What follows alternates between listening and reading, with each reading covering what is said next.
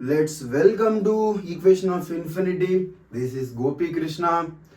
Okay, మనం previous వీడియోస్లో planks లాని derive చేసేసాము. నెక్స్ట్ ఈ వీడియోలో ఒక బ్లాక్ బాడీకి emissive power and absolute temperature ఈ రెండింటికి మధ్య ఉన్నటువంటి రిలేషన్ని మనం ఇక్కడ ఈ వీడియోలో స్టీఫెన్ బోల్ట్జ్మాన్స్ లాలో మనం స్టడీ చేస్తాము. డన్. అయితే ఇప్పుడు చూద్దాం ఏ విధంగా మనం స్టడీ చేయాలి, ఎట్లా ఏం కథ ఏం జరుగుతుందో చూద్దాం. డన్.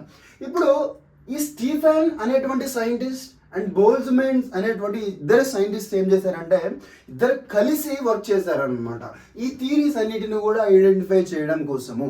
అయితే వాళ్ళిద్దరు కూడా కొన్ని డిఫరెంట్ యాక్టివిటీస్ అండ్ ఎక్స్పెరిమెంట్స్ అనేవి చేసి వాళ్ళు ఈ స్టేట్మెంట్ని ప్రొడ్యూస్ చేశారు. ఈ స్టేట్మెంట్ని నిరూపించారనమాట ఎక్స్పెరిమెంటల్గా.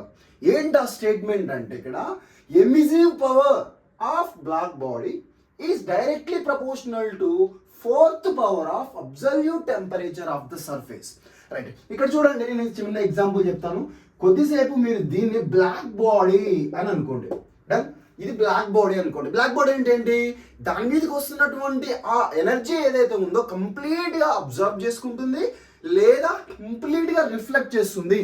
దాన్ని మనం బ్లాక్ బాడీ అంటాం. అంటే ఇప్పుడు ఈ బ్లాక్ బాడీకి ఒక సర్ఫేస్ అనేది ఉంటుంది కదా. సో ఆ సర్ఫేస్లో ఏం జరుగుతుందంట? Emissive power. రైట్, ఇక్కడ ఈ వర్డ్ ఏదైతే ఉందో ఎమిసివ్ పవర్ ఈ వర్డ్ ఏదైతే ఉందో దీని మీనింగ్ మనం ఇక్కడ చూద్దాం. రండి, ఇక్కడ ఎమిసివ్ పవర్ అంటే ఇదే బ్లాక్ బాడీని మీరు తీసుకున్నప్పుడు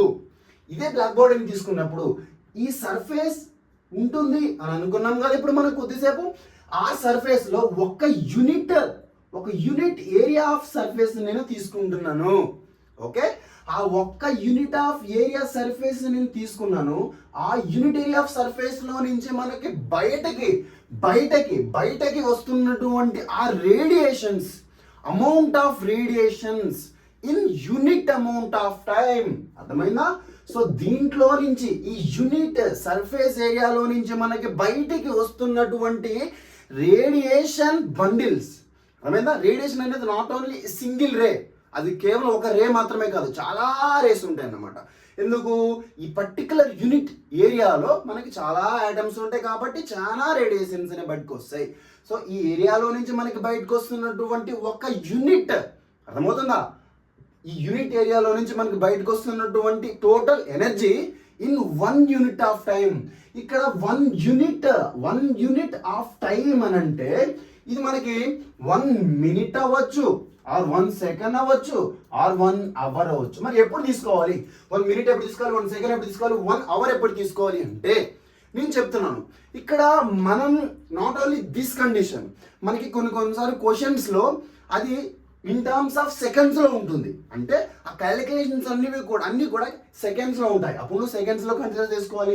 కొన్నిసార్లు మినిట్స్లో ఉంటాయి, కొన్నిసార్లు అవర్స్లో ఉంటాయి, కొన్నిసార్లు డేస్లో ఉండొచ్చు, కొన్నిసార్లు మంత్స్లో ఉండొచ్చు, చెప్పలేము. అర్థమవుతుందా మీకు ఇక్కడ పాయింట్? అంటే మన క్యాలిక్యులేషన్స్ అనేవి దేనికి రిలేటెడ్గా ఉంటే అక్కడ మనం ఆ మినిట్ అయితే మినిట్, సెకండ్ అయితే సెకండ్, అవర్ అయితే అవర్, దాన్ని మనం ఇక్కడ యూనిట్గా 1 యూనిట్గా తీసుకోవాలి. డన్. అర్థమైంది ఇక్కడ మీకు పాయింట్? ఎమిసివ్ పవర్ అంటే ఒక యూనిట్ సర్ఫేస్ ఏరియా నుంచి బయటికి వస్తున్నటువంటి amount of energy in 1 unit amount of time. Done. ఒక్క 1 యూనిట్ ఆఫ్ టైంలో నుంచి బయటకు వస్తున్నటువంటి టోటల్ ఎనర్జీ. డన్. సో ఇప్పుడు ఆ ఎనర్జీని నేను ఏమనుకుంటున్నాను అంటే energy emitted by that black body.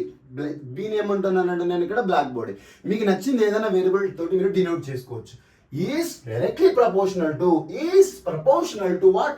4th power of absolute temperature. Okay, 4th power of absolute temperature. Right, ఇక్కడ టెంపరేచర్ అంటే ఏంటో మనకు తెలుసు. డన్. టెంపరేచర్ అంటే ఏంటిది? ఇప్పుడు మనం నార్మల్గా చూస్తుంటాం, కూల్గా ఉంది లేదా హీట్గా ఉంది, దాన్ని మనకు నార్మల్గా తెలిసినటువంటి టెంపరేచర్. ఇక అబ్సల్యూట్ టెంపరేచర్ అంటున్నాడు. అబ్సల్యూట్ ఈ మీనింగ్ ఏంటి అంటే ఫ్రమ్ ఇనీషియల్ స్టార్టింగ్ నుంచి ఉన్నటువంటి టెంపరేచర్.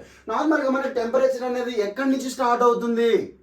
టెంపరేచర్ అనేది మనకి ఫ్రమ్ 0 కెల్విన్స్ నుంచి స్టార్ట్ అవుతుంది. అవునా? ఇక్కడి నుంచి స్టార్ట్ అయ్యి ఇంకా అది ఎంత దూరం పోతుందంటే చెప్పలేము. మనం తీసుకుంటున్నటువంటి ఎక్స్పెరిమెంట్ యొక్క కండిషన్స్ ని బేస్ చేసుకొని ఇక్కడ 0 అంటే అబ్సల్యూట్ టెంపరేచర్ దగ్గర స్టార్ట్ అయినటువంటి ఆ ఎక్స్పెరిమెంట్ అనేది ఎంతవరకు వెళ్తుంది అనేది ఆ ఎక్స్పెరిమెంట్ మీద డిపెండ్ అవుతుంది. అర్థమైందా? సో మనకి ఇక్కడ టెంపరేచర్ అనేది 0 కెల్విన్స్ దగ్గర స్టార్ట్ అవుతే దాన్ని మనం అబ్సల్యూట్ టెంపరేచర్ అని అంటాం. Done, right. ఇక్కడ అబ్సల్యూట్ టెంపరేచర్ అంటే 4th పవర్ 4 టైమ్స్ తీసుకున్నాడు అనమాట. So 4th power of the absolute temperature is directly proportional to emissive power. మనం చూసాం. అర్థమైంది ఇక్కడ మీకు పాయింట్? ఇది మనకి వాళ్ళు ఇచ్చినటువంటి స్టేట్మెంట్. ఇప్పుడు మనందరికీ తెలిసిందే ఈ ప్రపోర్షనాలిటీని మనం తీసేయడం కోసము ఏం చేస్తాము, కాన్స్టెంట్ ని మనం ఇక్కడ మల్టిప్లై చేస్తాము. ఓకే, సో ఆ కాన్స్టెంట్ ని మనం ఇక్కడ సిగ్మా అని అంటాం అన్నమాట, T⁴. సో వీళ్ళు ఇప్పుడు ఇద్దరు సైంటిస్ట్ ఉన్నారు కదా, సో వాళ్ళు ఈ కాన్స్టెంట్ గా ఒక నేమ్ ఇచ్చారు. ఏంటి ఆ నేమ్ అంటే Stefan's Boltzmann's constant. Okay, Stefan Boltzmann constant. Right. ఏంటి ఈ సిగ్మా వాల్యూ ఏంటి? సిగ్మా వాల్యూ ఎట్లా వాళ్ళు ఎక్స్పెరిమెంటల్ గా క్యాలిక్యులేట్ చేసి మనకి ఇచ్చారు. సిగ్మా వాల్యూ మనం ఓన్ గా తీసుకోవట్లేము. ఇక్కడ వీళ్ళు ఈ స్టేట్మెంట్ ఎప్పుడైతే క్యాలిక్యులేట్ చేసినారో అప్పుడే ఈ ఫార్ములాని డిరైవ్ చేసి ఈ కాన్స్టెంట్ వాల్యూ ఏమై ఉండవచ్చు అని వాళ్ళు ఎక్స్పెరిమెంటల్ గా థింక్ చేసి క్యాలిక్యులేట్ చేసి మనకి ఇచ్చారు. ఏంటి ఆ వాల్యూ అంటే 5.67 × 10⁻⁸ W/m² - K⁴. ఇదేంటి? ఇది మనకి యూనిట్. మనం ఇందాక చూసాము యూనిట్ అనేది 1 minute or 1 second 1 hour. So అలాగా 1 కామన్ ఉంది ఇక్కడ. MSH ఏంటవి? యూనిట్స్. ఇప్పుడు నేను 1 kg అంటాను అంటే ఏంటి? కొంత mass in terms of kgs లో ఉంది. లీటర్స్ అంటాను. Okay done. ఇవన్నీ ఏంటి? గ్రామ్స్ అంటాము. ఇవన్నీ ఏంటి? యూనిట్స్. అలాగే ఇది కూడా మనకి ఈ కాన్స్టెంట్ యొక్క యూనిట్ మనందరికి తెలిసిందే. డన్. సో ఇప్పుడు ఈ కాన్స్టెంట్ వాల్యూని మనం ఇక్కడ రీప్లేస్ చేస్తే మనకు వచ్చేదే టోటల్ ఎమిసివ్ పవర్. అర్థమైనా? సో మనం ఈ విధంగా మనకి ఇచ్చినటువంటి బ్లాక్ బాడీ యొక్క ఎమిసివ్ పవర్ ని క్యాలిక్యులేట్ చేయండి అంటే ఈ విధంగా మనం క్యాలిక్యులేట్ చేయాలి. డన్. సో దీన్ని మీరు ఫాస్ట్ గా నోట్ చేసేసుకోండి. నెక్స్ట్ కాన్సెప్ట్ అయినటువంటి వెయిన్స్ లా ఇన్ ప్లాంక్స్ లా, అంటే ప్లాంక్స్ లాలో మనం వెయిన్స్ లా పెట్టి చేస్తాము. అది ఎట్లా చేస్తామో చూద్దాం. డన్. సో ఫాస్ట్ గా నోట్ చేయండి. డన్. నోట్ చేసుకున్నారు కదా? డన్. సో ఇప్పుడు వెయిన్స్ లా ఫ్రమ్ ప్లాంక్స్ లా మనకు తెలుసు. ఇక్కడ నేను రాశాను ఆల్రెడీ మీకోసం. ప్లాంక్స్ లా మనం ఇంతకు ముందు వీడియోలో మనం ఏ విధంగా ప్లాంక్స్ లా వచ్చింది అనే దాన్ని డిరైవ్ చేసాము కదా. సో రాసినటువంటి ఆ కాన్స్టెంట్ లో నేను V³ అని రాశాను, అది రాంగ్. స్క్వేర్ అని రాయండి అనమాట. అది కాన్స్టెంట్ వాల్యూ. చూడలేదు, బై మిస్టేక్ లో అలా రాశాను. డన్. సో రైట్, ఇక్కడ ఇది V² అన్నమాట. డన్. సో ఇప్పుడు ఈ కాన్స్టెంట్ వాల్యూ ఈ విధంగా ఉంది. డన్. ఇప్పుడు మనకి ప్లాంక్స్ లా అనేది నేను ఇక్కడ రాసేసాను. ఇప్పుడు ఈ ప్లాంక్స్ లాని అతడు ఎవరు, వెయిన్స్ అనేటువంటి ఆ సైంటిస్ట్ దీన్ని బేస్ గా తీసుకొని ఏం క్యాలిక్యులేట్ చేశాడు? వేవ్ లెంత్ అనేది ఈ ప్లాంక్స్ లాలో వేవ్ లెంత్ అనేది మనకి చాలా షార్ట్ గా ఉంది, చాలా చిన్నగా ఉంది. అప్పుడు ఈ ప్లాంక్స్ లా కనుక్కున్నటువంటి ఫార్ములా అనేది ఏ విధంగా చేంజ్ అవుతుంది అని అతడు చాలా హార్డ్ వర్క్ చేసి క్యాలిక్యులేట్ చేశాడు. Very simple. దాని హార్డ్ వర్క్ అని కూడా అనకూడదు, very simple, just common sense. Okay, no problem. మనం కనుక్కుందాం ఎట్లా అంటే. సో ఇప్పుడు వేవ్ లెంత్ అనే వర్డ్ ఇందులో వచ్చింది అంటే లాంబ్డా. డన్. ఇందులో ఈ ప్లాంక్స్ లాలో మనకు అసలు వేవ్ లెంత్ అనేది ఇక్కడ లేదు. ఇన్ టర్మ్స్ ఆఫ్ మ్యూ అంటే ఫ్రీక్వెన్సీ. ఓకే, ఇక్కడ మనకి ఇన్ టర్మ్స్ ఆఫ్ మ్యూ ఫ్రీక్వెన్సీలోనే ఉంది మనకి ఇక్కడ ఫార్ములా. కాబట్టి నేనేం చేస్తున్నాను అంటే ఈ ఫ్రీక్వెన్సీలో ఉన్నటువంటి ఫార్ములాని నేను వేవ్ లెంత్ లోకి కన్వర్ట్ చేస్తున్నాను. మనకు తెలిసినటువంటి ఫార్ములానే ఆల్రెడీ. ఏంటా formula? Frequency is equals to C/λ. అర్థమైనా? సో ఇక్కడ మనకి mu is equals to C/λ మనకు తెలిసినటువంటి ఫార్ములా. డన్. ఇప్పుడు నేను ఏం చేస్తున్నానంటే both side with respect to lambda తోటి నేను డిఫరెన్షియేషన్ చేస్తున్నా. ఎందుకు డిఫరెన్షియేషన్ చేస్తున్నావు? ఇక్కడ చూడు, dv ఉంది, డెరివేటివ్ ఆఫ్ v ఉంది. కాబట్టి నేను ఇక్కడ dv ని క్యాలిక్యులేట్ చేయాలంటే ఖచ్చితంగా నేను విత్ రెస్పెక్ట్ టు లాంబ్డా తోటి డిఫరెన్షియేషన్ చేయాలి. నేను విత్ రెస్పెక్ట్ టు తో డిఫరెన్షియేషన్ చేస్తాను మీరు అనొచ్చు, చేయండి. ఇప్పుడు విత్ రెస్పెక్ట్ టు తో డిఫరెన్షియేషన్ చేస్తే ఇదేమవుతుంది? నాకు 1 అవుతుంది. Is equals to -1/λ² into d. What ఏమవుతుంది? dλ/dv అవుతుంది. డన్. మీరు అలా చేసినా ఇదేమొస్తుంది? విత్ రెస్పెక్ట్ టు లాంబ్డా చేసినా లేకుంటే విత్ రెస్పెక్ట్ టు మ్యూ చేసిన మీకు ఇదే వస్తుంది. డన్. ఇప్పుడు ఇక్కడ డినామినేటర్ లో ఉన్నటువంటి ఈ డి మ్యూ నేను యువతలు తీసుకొచ్చుకుంటున్నా. సో 1 ఇంటూ డివి అంటే ఇప్పుడు ఏమవుతుంది, d mu not v, d mu is equals to c, ఇక్కడ సారీ నేను ఇక్కడ 1 రాశాను, సి డన్. ఇక్కడ సి కాన్స్టెంట్ అది మిస్ అవ్వకూడదు.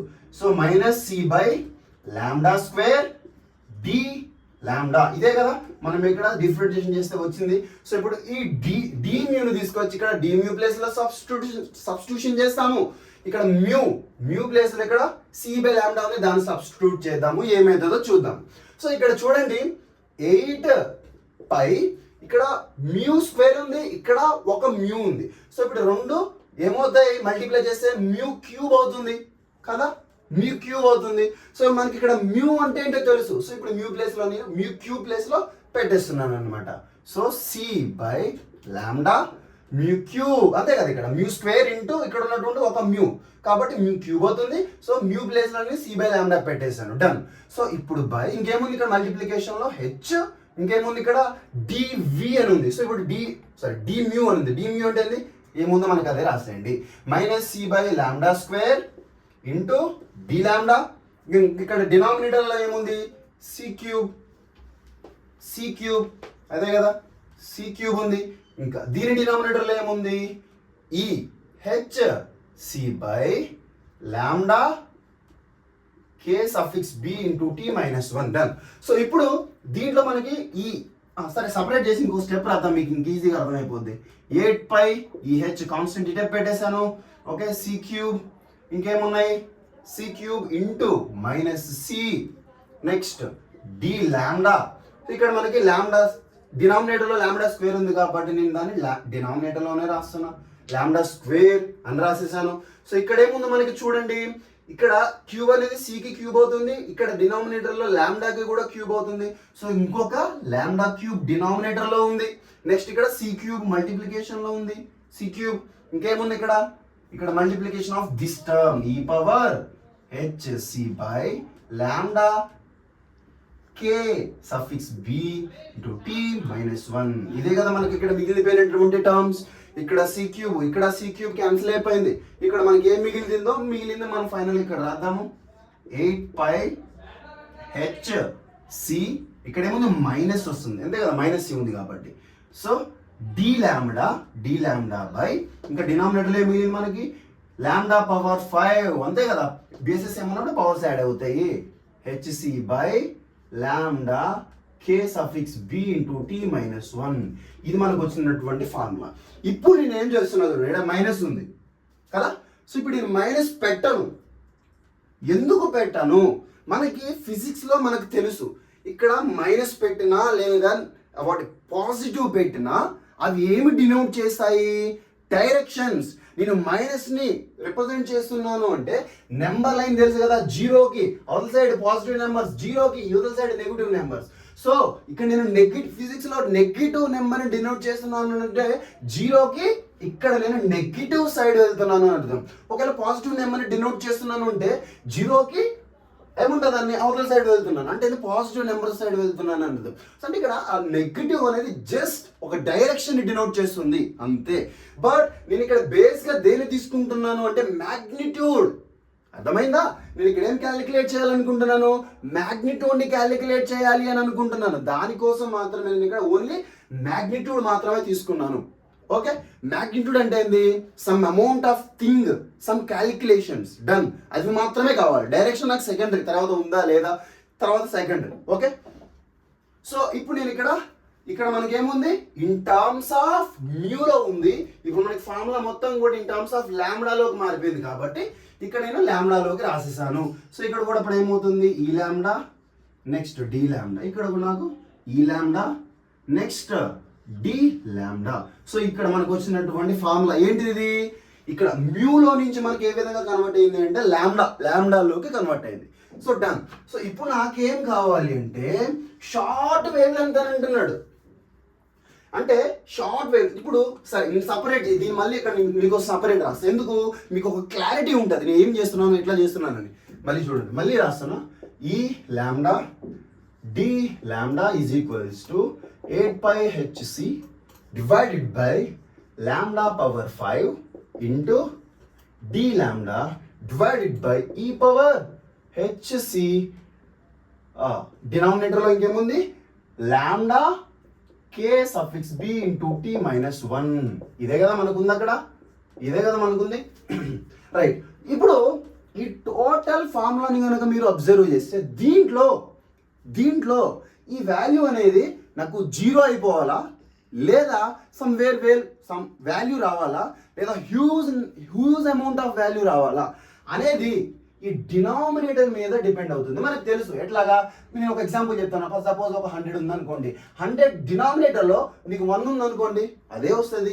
లేదా 1 కాకుండా ఒక 12 ఉందనుకోండి, అంటే 1 కన్నా కొంచెం పెద్ద నెంబర్, అప్పుడు అక్కడ 100 వస్తుంది. ఆ వాల్యూ నాకు రాదు, కొంచెం తగ్గుతుంది. అంటే డినామినేటర్ వాల్యూ అనేది ఇంక్రీజ్ అవుతున్నప్పుడు, మనకి దీని టోటల్ వాల్యూ అనేది డిక్రీజ్ అవుతుంది, అంతే కదా. సో ఇప్పుడు డినామినేటర్ వాల్యూ అనేది డిక్రీజ్ అవుతున్నప్పుడు అంటే డినామినేటర్ వాల్యూ చిన్నగా అవుతుంది, దీనికి రివర్స్, డినామినేటర్ వాల్యూ చిన్నగా అవుతుంది, అప్పుడు ఈ టోటల్ వాల్యూ ఇంక్రీజ్ అవుతుంది. ఓకేనా, మీకు అందరికీ తెలిసిందే. సో ఇక్కడ డినామినేటర్లో మనకి మెయిన్గా ఉన్నటువంటి ఫంక్షన్ ఏంటి, ఇదే కదా. ఇదేంటి మరి, ఇది జస్ట్ కాన్స్టెంట్, ఒక నంబర్ లాంటిది, ఇది కాన్స్టెంట్. సో కాన్స్టెంట్ ఎక్కడ మల్టిప్లై చేసుకున్నా మనం దాన్ని కన్సిడర్ చేయము. ఎందుకు, ఇక్కడ మనకి వ్యారీ అవుతుంది, చేంజ్ అవుతుంది. ఏంటి, ఇక్కడ డినామినేటర్లో ఉన్నటువంటి ఈ వాల్యూ. సో ఇప్పుడు ఈ డినామినేటర్లో ఉన్నటువంటి ఈ వాల్యూ ఏదైతే ఉందో మనకి ఎలా ఉంది, పెరుగుతుంది అని అనుకోండి. అప్పుడు ఏమవుతుంది, వాల్యూ డిక్రీజ్ ఏమవుతుంది, టోటల్ వాల్యూ అనేది మనకి డిక్రీజ్ అయిపోతుంది. అదే ఈ డినామినేటర్లో ఉన్నటువంటి ఈ వాల్యూ ఏదైతే ఉందో నాకు అది తగ్గుతుంది అనుకోండి. ఓకే, డినామినేటర్ ఉన్న వాల్యూ తగ్గుతుంది అంటే టోటల్ వాల్యూ నాకు ఇంక్రీజ్ అవుతుంది. అర్థమైంది మీకు ఇక్కడ పాయింట్. సేమ్ అందుకనే ఇక్కడ మనకి మెయిన్ కీ పాయింట్ ఎట్లా అర్థం చేసుకోవాలి అంటే హెచ్సి ఇదే కదా, మనకు మెయిన్గా కూడా ఉన్నటువంటి వ్యారీ అంటే చేంజ్ అవుతున్నటువంటి ఫంక్షన్ రాస్తున్నాను ఇక్కడ. H c by lambda K suffix B into t, ఇదే కదా. సో ఇక్కడ మనం ఏమన్నా ఇక్కడ షార్ట్ వేవ్ లెంత్ అనేది చాలా చిన్నగా ఉంది. అంటే ఈ వేవ్ లెంత్ అనేది చాలా చిన్నగా ఉంది. అంటే ఇక్కడ ఈ వాల్యూ అనేది ఇంక్రీజ్ అవుతుంది.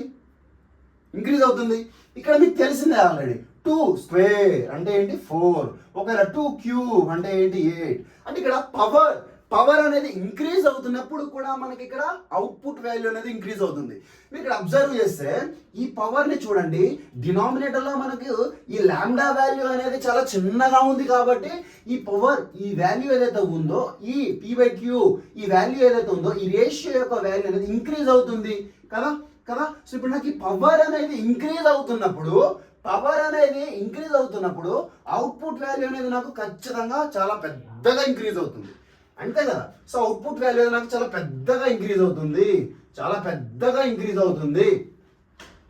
సో ఇప్పుడు ఆ వాల్యూ అనేది ఖచ్చితంగా ఇక్కడ ఉండేటువంటి నెంబర్ కన్నా చాలా పెద్దగా అవుతుంది.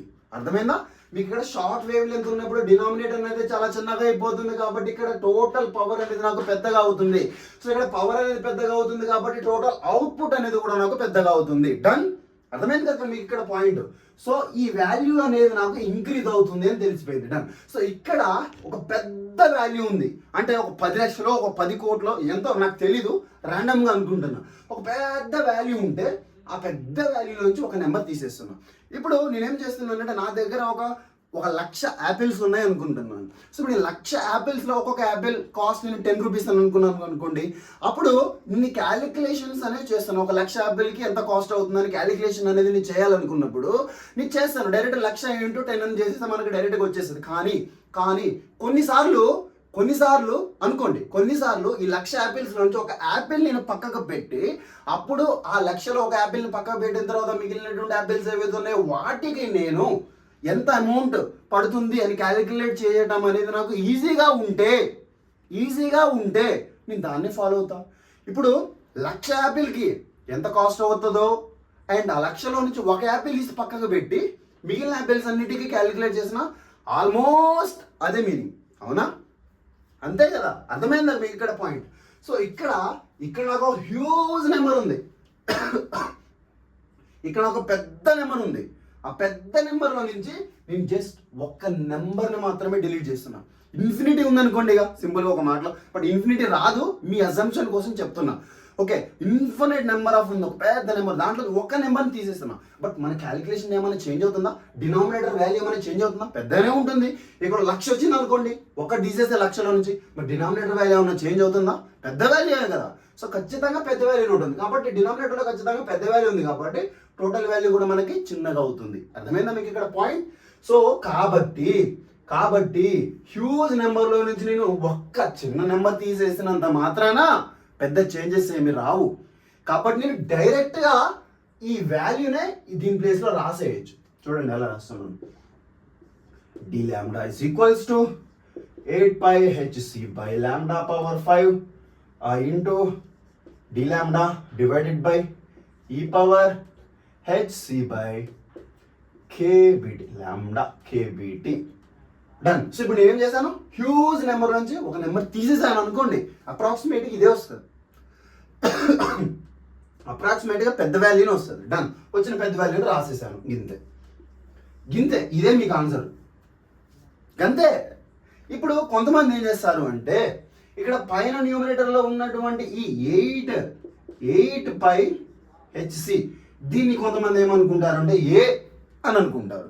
లేదు సార్, నాకు ఇదంతా అవసరం లేదు అని అనుకున్నారు. ఇక్కడనే ఇదే ఫార్ములా, మనకు కావాల్సినటువంటి బేసే ఇది, దీంతో మీరు క్యాలిక్యులేషన్స్ అన్ని చేసేయచ్చు. కానీ మీకు కొంతమంది ఎలా చెప్తారంటే ఇలా చెప్తారు అనమాట, 8 pi HC is equals to ఏ. కొద్దిసేపు దీన్ని అంటే ఈ కాన్స్టెంట్, ఈ పైన న్యూమరేటర్లో ఉన్నటువంటి కాన్స్టెంట్ ఏదైతే ఉందో దాన్ని కొద్దిసేపు ఏ అనుకోవాలన్నమాట, అనుకుంటారు. డన్. సో ఇక్కడ ఈ డినామినేటర్లో ఉన్నటువంటి హెచ్ బై, ఇక్కడ పక్కన రాస్తున్నాం చూడండి, h c by k suffix b, దీని ఏమనుకుంటారంటే బి అని అనుకుంటారు.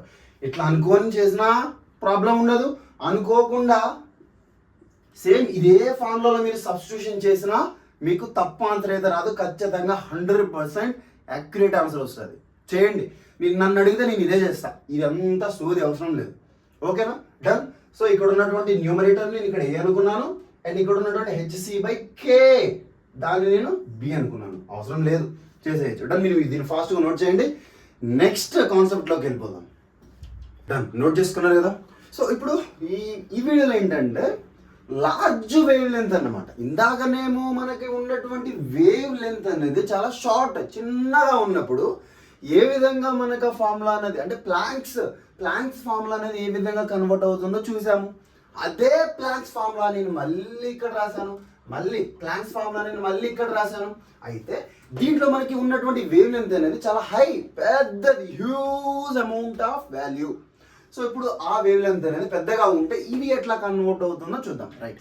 ఇక్కడ మనకి డినామినేటర్లో ఉన్నటువంటి ఈ వాల్యూ ఏదైతే ఉందో నేను దీన్నే తీసుకుంటున్నా. ఎందుకో ఈ టోటల్ వాల్యూ పెద్దగా ఉండాలా, చిన్నగా ఉండాలా, అసలు ఉండాలా, ఉండకూడదా అనేది మొత్తం కూడా ఇప్పుడు మనకి డినామినేటర్ మీద డిపెండ్ అవుతుంది.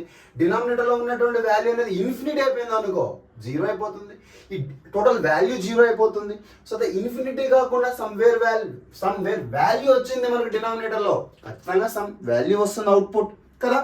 సో అర్థమవుతుందా? సో డినామినేటర్ అనేది 0 అయిపోయింది, అప్పుడేమవుతుంది, ఆటోమేటిక్గా టోటల్ వాల్యూ ఇన్ఫినిటీ అయిపోతుంది. అంటే మనకి టోటల్ ఫార్ములా ఏదైతే ఉందో మనకి డినామినేటర్లో వ్యారీ అవుతున్నటువంటి ఫంక్షన్ మీద డిపెండ్ అవుతుంది. 0 అయితేనేమో ఇన్ఫినిటీ అయితేనేమో టోటల్ వాల్యూ 0 అయిపోవడము.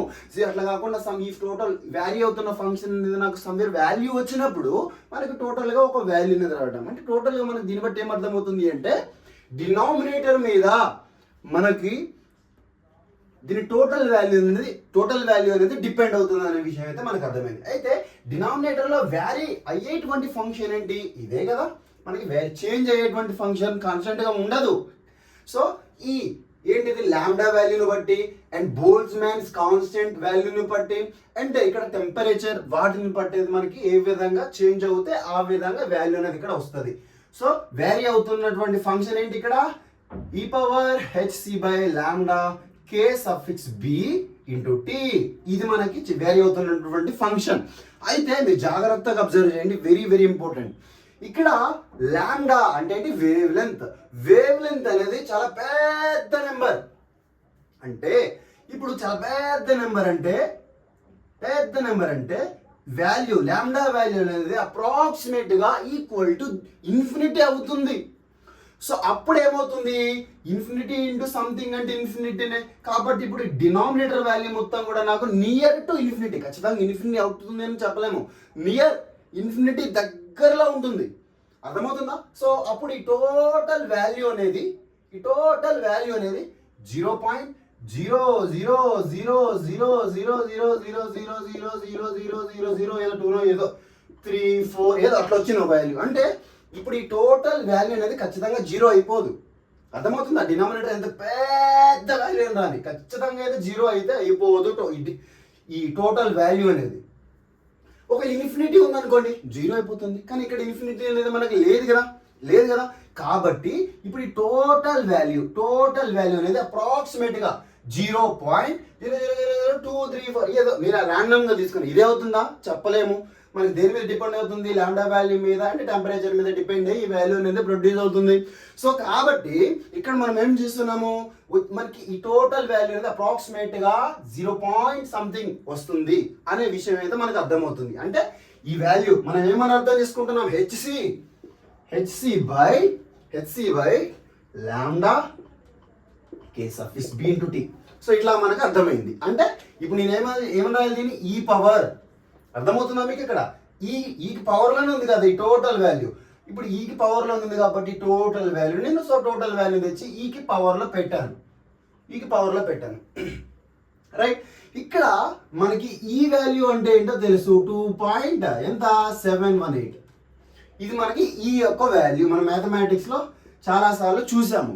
అయితే ఈ వాల్యూ అనేది తీసుకొచ్చి మీరు పెట్టండి, చెప్తున్నాను. ఈ వాల్యూని తెచ్చేసి ఇక్కడ పెట్టండి. ఎంత ఉంది? 2.718 పవర్ ఇదే కదా 0.000000000 ఎన్ని జీరోలు పెట్టేసి 2 3 4 ఇలా ఉంది. ఓకే.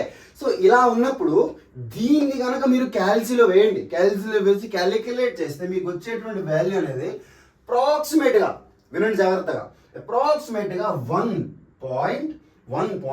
ఇక్కడ మనకి పవర్ లో ఉన్నటువంటి ఏదైతే ఉందో ఇదంతా కూడా నాకు ఇక్కడ ఫ్రాక్షనల్ పార్ట్ లో వస్తుంది. 0.0000000 ఇక జీరోలు ఎన్ని ఉన్నాయని పెట్టేసి 2 3 4. అంటే మీకు ఇక్కడ అర్థమవుతుందా? ఈ ఫ్రాక్షనల్ పార్ట్ అనేది సేమ్ ఇక్కడ ఉన్నటువంటి ఫ్రాక్షనల్ పార్టే.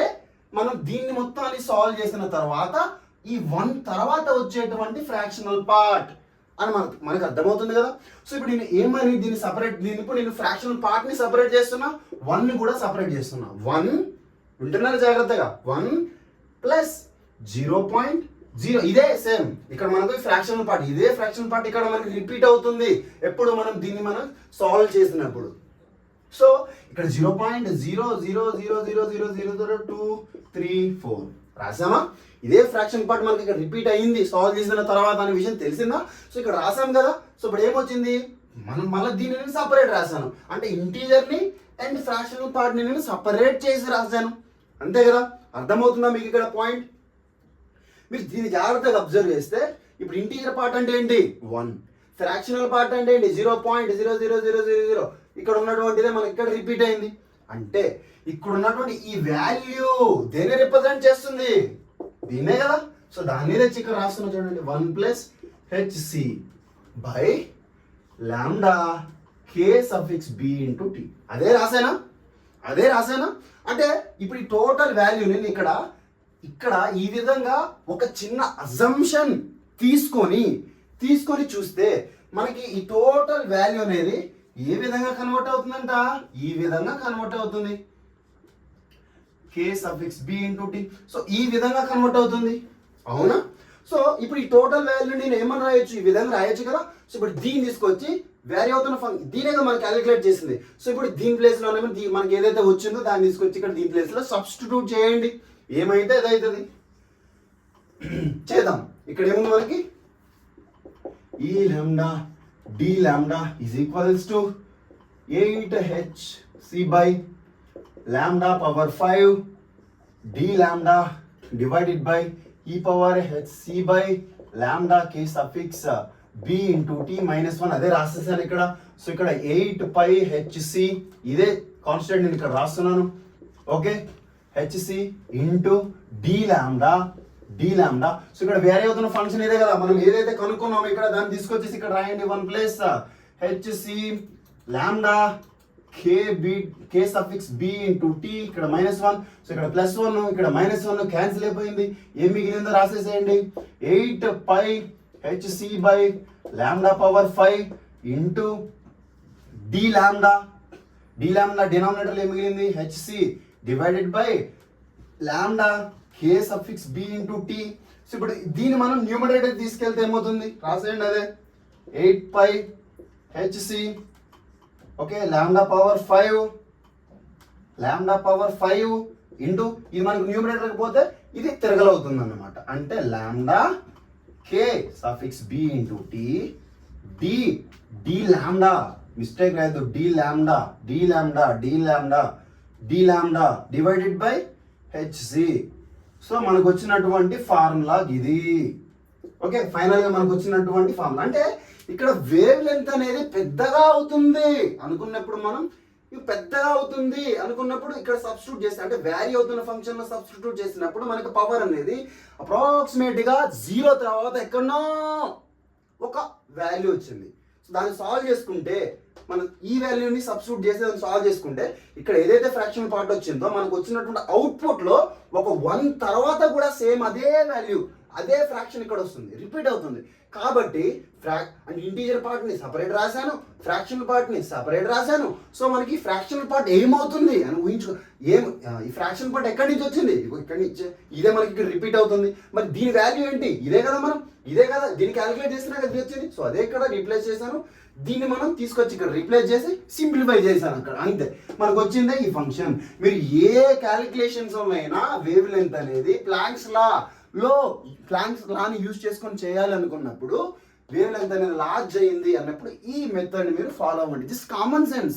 ఎందుకు వేవ్ లెంత్ అనేది లార్జ్గా అయినప్పుడు మనకి ఈ పవర్స్ క్యాలిక్యులేషన్స్ ఎలా అవుతున్నాయి అని కొంచెం ఆలోచిస్తే మనకు వచ్చేస్తుంది. అర్థమైందా మీకు ఇక్కడ పాయింట్? Done, right. సో దీన్ని మీరు నోట్ చేసేసుకోండి. ఇంకా ఫైనల్గా నోట్ చేసుకుంటున్నారు కదా, డన్. సో ఇప్పుడు ఫైనల్గా ఒక ఫైనల్ పాయింట్స్ వచ్చేసి ఫస్ట్ మీరు సబ్స్క్రైబ్ చేయండి అబ్బా. ఎందుకంటే ఇంత కష్టపడి వర్క్ చేస్తున్నప్పుడు మీరు మీ సైడ్ నుంచి నాకు కొంచెం సపోర్ట్ అనేది చాలా అవసరం. మీరు నాకు సపోర్ట్ చేస్తారని స్ట్రాంగ్గా నమ్ముతూ మనం మళ్ళీ నెక్స్ట్ వీడియోలో ఈ చాప్టర్లో ఉన్నటువంటి నెక్స్ట్ కాన్సెప్ట్ని కూడా దున్నేద్దాం. ఓకేనా? సో మీ ఎగ్జామ్స్ లోపు మ్యాక్సిమం నేను కంప్లీట్ చేయడానికి ట్రై చేస్తాను. Okay, done. Thank you for giving this golden opportunity. మనం మళ్ళీ నెక్స్ట్ వీడియోలో కలుద్దాం. Thank you.